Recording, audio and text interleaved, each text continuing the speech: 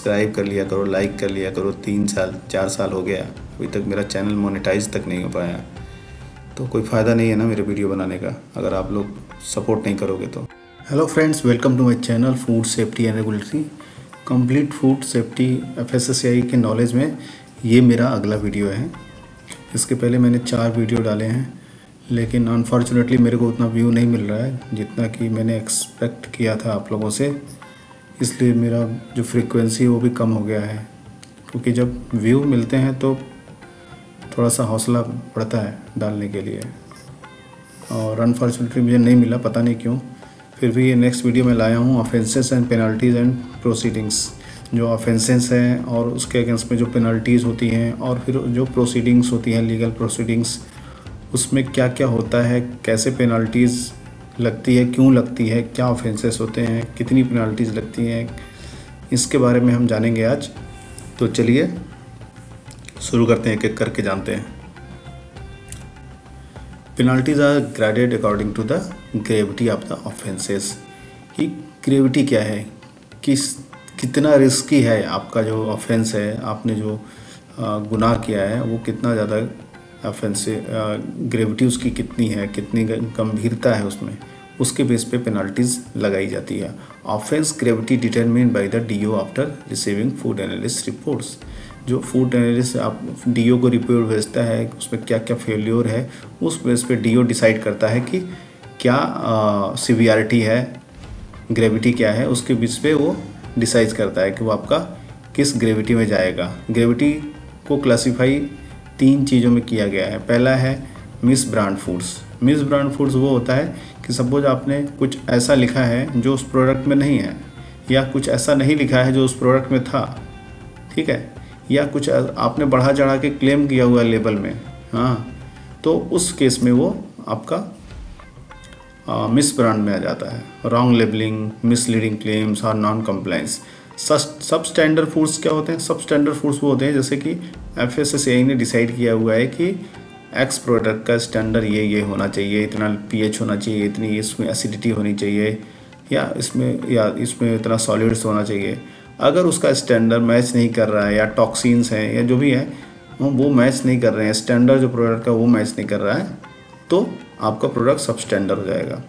Unsafe foods क्या होते हैं? अनसेफ फूड्स वो फूड्स होते हैं जो जैसे कि हैवी मेटल्स है, जो मतलब कोई भी अनहेल्दी चीज़ उसमें तय मात्रा से ज़्यादा है, ठीक है, तो वो अनसेफ फूड्स हो जाता है। मान लो प्रिजर्वेटिव डाल रहा है, आप प्रोडक्ट में प्रिजर्वेटिव डाल रहे हैं, और वो प्रिजर्वेटिव 1000 ppm अगर तय मात्रा है तो उससे ज़्यादा हो गया तो आपका प्रोडक्ट अनसेफ हो जाएगा। या कलर है, कलर जा रहे हो, सिंथेटिक कलर डाल रहे हो, वो तय मात्रा से ज़्यादा हो गया तो भी वो अनसेफ हो जाएगा। या कोई प्रिजर्वेटिव किसी प्रोडक्ट में अलाउ नहीं है और आप उसको डाल रहे हो, आपको पता नहीं है कि डालना है कि नहीं डालना है, तो भी अनसेफ हो जाता है।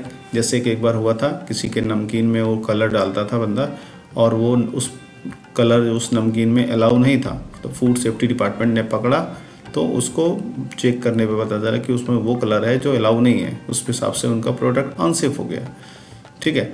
जितने भी टॉक्सिन्स हैं और पेस्टिसाइड्स हैं, ये सारी चीज़ें अगर आपके प्रोडक्ट में आती हैं तय मात्रा से ज़्यादा, तो भी आपका प्रोडक्ट अनसेफ हो जाता है। Offences other than injuries settle through the penalties only, ठीक है। बाकी ऑफेंसेस, अगर किसी को इंजरी हो गई, कोई बीमार पड़ गया, मर गया, ऐसे केसेस में के अलावा जितने भी चीज़ें हैं वो पेनल्टी के थ्रू सेटल होती हैं। No case to be tried after 1 year from date of commission of offences. No case to be tried after 1 year from date of commission of offence, ठीक है। कि कोई केस ऐसा है जो 1 साल से ज़्यादा हो गया है जिसको, है ना, और उसका कुछ हुआ ही नहीं है, FSSAI की जो लैब है उसने कुछ भेजा नहीं आपको, DO ने आपको कुछ भेजा नहीं है, तो उस केस में आप उसको बोल सकते हो कि ये मान्य नहीं होगा, क्योंकि इतने दिन हो गए, आपके हाथ कब तक थे। ये सेम चीज़ आपके केस में भी लागू होती है कि आप इतने दिनों तक अगर बैठे हो लगा के, तो भी आपको वो मिलता है। उसके अलावा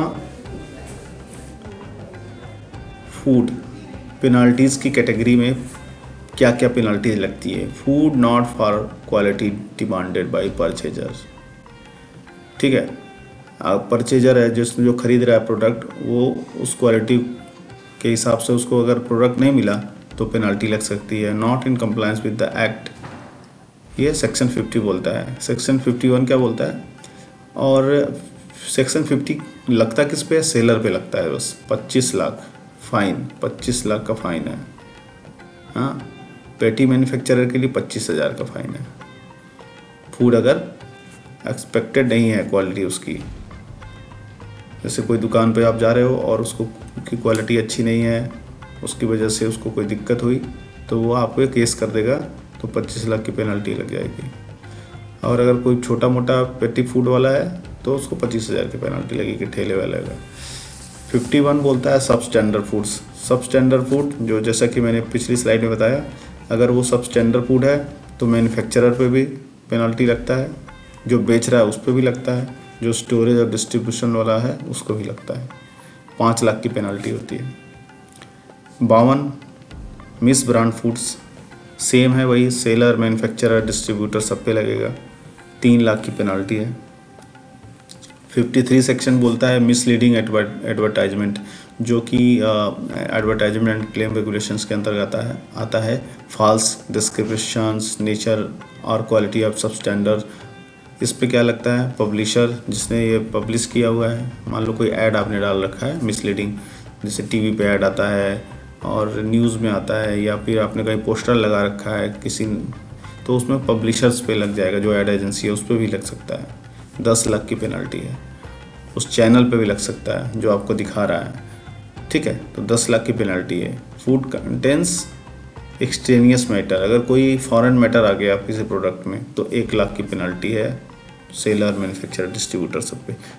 55 failure to comply with FSO direction, अगर FSO ने कोई डायरेक्शन दिया है, आपके पास विजिट करने गया है और उसको कंप्लाइंस नहीं किया तो फिर 2 लाख की पेनल्टी लगती है। फूड बिजनेस ऑपरेटर, कोई भी बिजनेस ऑपरेटर कहीं भी गया हो और उसने बोला है आपको कि ये करना है, नहीं किया आपने तो लग गया पेनल्टी। 56 अनहाइजेनिक और अनसैनिटरी प्रोसेसिंग और मैन्युफैक्चरिंग, मैन्युफैक्चरर पे लगता है।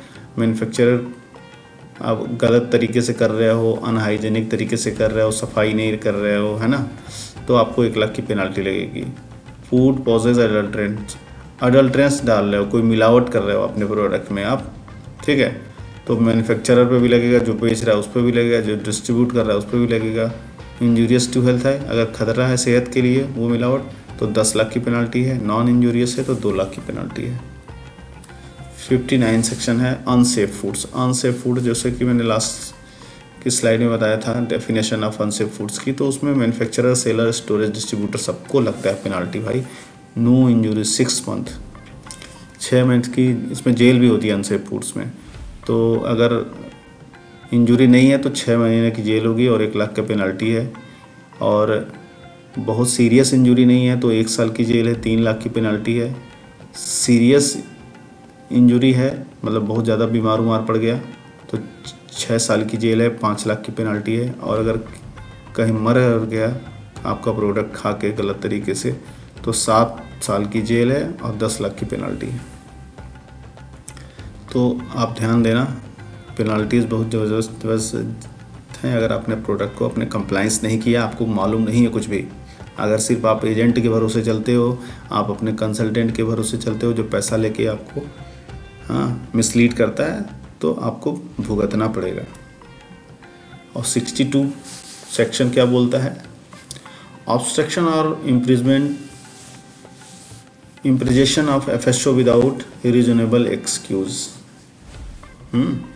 अगर FSO आया हुआ है आपके चेक करने के लिए आपको, ठीक है, तो आप उसके काम में बाधा डाल रहे हो, ठीक है, उसको रोक रहे हो कोई चीज़ देखने के लिए, चेक करने के लिए, ऐसे केस में वो आपको 3 महीने की जेल हो जाएगी, 1 लाख का आपको फाइन हो जाएगा। 63 क्या बोलता है, carrying on business without licence. Without licence आप बिजनेस चला रहे हो, जैसे कि अभी एक न्यूज़ की आर्टिकल में भी मैंने पढ़ा था कि फूड सेफ्टी डिपार्टमेंट ने कुछ दुकान को बंद किया था क्योंकि उनके पास लाइसेंस नहीं थे, रजिस्ट्रेशन नहीं था FSSAI का। तो अगर ऐसा कर रहे हो तो 6 महीने की जेल है और 5 लाख का जुर्माना है। अगर आप कोई भी फूड बिजनेस कर रहे हो, मैं फिर बताता हूँ, कोई भी फूड बिजनेस कर रहे हो, डिस्ट्रीब्यूशन कर रहे हो किसी फूड का ट्रांसपोर्टेशन कर रहे हो, बेच रहे हो, दुकान है आपकी रिटेल की जिसपे फूड आइटम रखे हो खाने पीने का, तो भी आपको एटलीस्ट रजिस्ट्रेशन तो करा लेना चाहिए। हाँ, लाइसेंस नहीं लेना चाह रहे हो तो रजिस्ट्रेशन करा लो, 100 रुपये का होता है, ताकि आप इससे बच सकते हो। 57 जो बोलता है section, where no specific penalty provided any person contravening 2 lakh की है।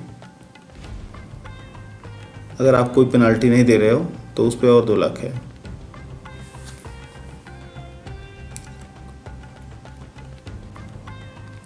और स्टेबलाइजिंग ऑफेंसेस, कैसे ऑफेंस आगे बढ़ते हैं स्टेप बाय स्टेप आप यहाँ पे बताया गया है कि FSO आता है, आपका सैंपल ले जाता है, ठीक है, 4 सैंपल वो निकालता है, 4 में से 2 वो अपने पास रखता है और एक लैब में भेज देता है, एक DO के पास भेज देता है। 2 जो सैंपल है उसमें से एक आपके पास रहता है, एक वो बोलता है कि अगर आप किसी थर्ड लैब में जो FSSAI अप्रूव्ड NABL एक्रेडिटेड कोई प्राइवेट लैब है वहाँ भेजना चाहो, सेम टाइम पे जब वो अपनी लैब में भेज रहा है FSSAI की अप्रूव्ड लैब में, तो आप भी किसी लैब में भेज के चेक करा सकते हो। तो वो तीसरा सैंपल उसके लिए होता है, चौथा होता है DO के पास, वो मैं बताऊंगा किस चीज़ के लिए होता है, ठीक है। तो 4 सैंपल में से एक सैंपल चला गया फूड एनालिस्ट के पास। फूड एनालिस्ट ने क्या किया, चेक किया, अगर ओके आया, रिपोर्ट ओके है, तो ये देखिए रिपोर्ट ओके है, तो फिर क्या होगा, वो DO के पास आएगा, ठीक है। DO से कहाँ जाएगा, DO उसको अगर रिपोर्ट ओके होता तो नहीं बताते, लेकिन अब बताने लगे हैं मेल पे, पहले नहीं बताते थे, ठीक है। उसके बाद से अगर नॉट ओके हुआ तो भी रिपोर्ट DO के पास आएगी, जो फॉर्म 7 आता है एज अ वो होता है। तो फॉर्म 7 आया DO से, एनालिस्ट से DO के पास कि आपकी ये रिपोर्ट फेल है, सब स्टैंडर्ड है, मिस ब्रांडेड है, एनीथिंग कुछ भी है। तो अगर आपको चैलेंज करना है, चैलेंज का मतलब क्या होता है, रेफरल लैब में भेजने के लिए रिक्वेस्ट करना पड़ता है DO को एक निश्चित फीस भर के। तो फिर वो दूसरा जो सैंपल होता है वो भेज देता है, कहाँ भेज देता है, रेफरल लैब में, ठीक है। ये देखो दूसरा सैंपल उसने भेज दिया, रेफरल लैब में जाएगा, इस लैब में नहीं जाएगा। 4 रेफरल लैब है इंडिया में, उन लैब में से जो भी लैब उसने सेलेक्ट किया होगा DO ने, वहाँ भेज देगा। उसके बाद से ये FBO को अपील किया आपने, ये देखिए ये 3 नंबर का जो सैंपल है ये रेफरल लैब में चला गया, ठीक है। और उसके बाद एक चौथा नंबर का जो सैंपल था, ये देखो 4 नंबर का, आपने रिक्वेस्ट किया ऑन सैम्पलिंग किसको भेजने के लिए, एक्रेडिटेड लैब को, तो NABL एक्रेडिटेड लैब में चला गया। इसकी रिपोर्ट भी NABL एक्रेडिटेड लैब क्या करेगा, DO को भेजेगा, ठीक है। तो सबकी रिपोर्ट DO को ही जाती है, ठीक है। अब यहाँ पे जो 1 नंबर सैंपल था नॉट ओके था, तो DO ने इसको भेज दिया। अब फिर DO जब देखेगा नॉट ओके है तो दूसरा सैंपल भी इसको भेजता है। आमतौर पे होता नहीं है, कोई नहीं भेजता है, सीधे हमको अपील ही करनी पड़ती है, ठीक है। लेकिन यहाँ पे दिखा दिया है कि भेजते हैं एज़ पर रूल, लेकिन DO भेजता नहीं है। तो DO क्या करेगा, जब हम अपील करेंगे तो वो तीसरा सैंपल जो है वो भेजता है रेफरल लैब में। उसके बाद क्या होता है, ये रेफरल लैब से जो सैंपल आया, सैंपल पास हो गया तो ठीक है, पास नहीं हुआ, रेफरल लैब वाला भी रिपोर्ट अगर पास नहीं हुआ तो वो कहाँ चला जाता है। अब वो रेफरल लैब क्या करेगी ना, आपकी रिपोर्ट को नए सिरे से चेक करेगी। उसको नहीं पता है कि आपका सैंपल किस चीज़ में फेल हुआ था, ठीक है। हो सकता है आपका सैंपल जिस चीज़ में फेल हुआ था उसमें पास हो जाए, और जिस चीज़ में पास हुआ था उसमें से किसी पैरामीटर में फेल हो जाए, ये भी होता है कई बार। तो फिर क्या होता है, और रेफरल लैब में पास हो गया तो ठीक है, नहीं पास हुआ तो वो चला जाता है एजुकेटिंग ऑफिसर के पास, punishable with the imprisonment without fine. ये होगा जब मान लो अनसेफ हो गया तो इम्प्रिजमेंट का ऑप्शन आ जाता है, नहीं हुआ तो पनिशेबल विद फाइन हो जाता है। अब प्रोसिक्यूशंस क्या होता है, प्रोसिक्यूशंस में क्या होता है, जो अदालती कार्यवाही वगैरह होती है वो जो कानूनी, उसमें क्या होता है, पनिशेबल विद द फाइन। अब पेटी मैन्युफैक्चरर हो, कोई ठेले खोमचे वाले हो, आपका प्रोडक्ट फेल है तो वो कंपाउंडिंग में चला जाता है, मिनिमम 25,000 दे के आप पीछे छुड़ा लेते हो इस केस से। लेकिन अगर अदर एफबीओ कोई है तो वो क्या करेगा, वो जाएगा सैंपल एजुकेटिंग ऑफिसर के पास। एजुकेटिंग ऑफिसर के ऊपर डिपेंड करेगा, अगर वो कंपाउंडिंग के लिए बोल देगा तो कंपाउंडिंग करा सकते हो 25,000 दे के। अगर नहीं बोलता है कंपाउंडिंग के लिए, ठीक है, अगर उसने कोई पेनाल्टी लगा दी स्पेसिफिक 50,000, 1,00,000 या जो भी मैक्सिमम पेनाल्टी उस कैटेगरी में है 5 लाख की, 3 लाख की, वो लगा दी, तो फिर जितने लोग हैं जिनके नाम पे नोटिस जारी होगा, डिस्ट्रीब्यूटर, मैन्युफैक्चरर, वो सब के नाम पे जाएगा। और मार्केटर अगर अलग है, मैन्युफैक्चरर अलग है, तो तीनों के नाम पे जाएगा, तो वहाँ जाएगा। फिर या तो आप पेनाल्टी भरो इन्फोर्समेंट, या तो फिर आप अपील करो। अपील कहाँ करोगे आप? ट्रिब्यूनल में, ठीक है। एजुकेशंस, जो अदालती कार्रवाई होती है उसको हम एजुकेशन बोलते हैं। Adjudicating not below additional district magistrates. जो एजुकेटिंग ऑफिसर होता है वो कम से कम डिस्ट्रिक्ट मजिस्ट्रेट, एडिशनल डिस्ट्रिक्ट, जिसको एडीएम बोलते हैं, एडीएम एटलीस्ट होना चाहिए with the power of the civil court. Civil court का उसके पास पावर होना चाहिए, जैसे सिविल कोर्ट के जज के पास होता है। Responsible for handling penalty in the form of fine, power to hold inquiry of such offences, and is the fine authority to finalize the quantum of penalty in accordance with the gravity of offence। gravity के हिसाब से कितना गंभीर अपराध किया है, कितना, उसके हिसाब से वो पेनल्टी लगाएगा। Power to decide subject to reason recorded with writing matters. सब कुछ अदालती कार्रवाई आपको पता ही है, लिखित में सब कुछ होता है। अगर वो पेनल्टी लगाएगा ऑफेंस के अगेंस्ट में, तो सब कुछ वो रिटन में आपको देगा, क्यों किया, कहाँ लगाया, कैसे लगाया, क्या हुआ। Should give a hearing to the FBO before deciding. और ये सब कुछ करने से पहले एफबीओ को अपना पक्ष रखने का मौका देता है। एफबीओ अपना या तो वकील लाए या तो खुद आके अपना justification they. Can dismiss the case if upon consideration of the evidence satisfied that the controversy has not taken place. वो इस केस को डिसमिस भी कर सकता है। अगर मान लो एफबीओ हूँ मैं और मैंने उसको पूरा जस्टिफाई कर दिया कि ये पेनल्टी नहीं लगनी चाहिए क्योंकि मेरी गलती नहीं है, या ये है वो है, जो भी जस्टिफिकेशन टेक्निकल, अगर कोई प्रॉब्लम है टेक्निकल जस्टिफिकेशन दे दे। हाँ, कोई अदर रैशनल लगाना चाहता है, तर्क देना चाहता है तो अदर तर्क दे दे, तो उस हिसाब से पेनल्टी कम हो जाती है, या उस केस को डिसमिस कर देता है अदालत, वार्निंग दे के छोड़ देता है। तो ये भी होता है। All proceeding before the adjudicating officer deemed to be judicial proceeding within the meaning of section 193, जो भी इंडियन पेनल कोड है उसके जो धाराएं हैं उसके अंतर्गत ये होता है। Deemed to be a court for the purpose of under the code of criminal proceeding 1973।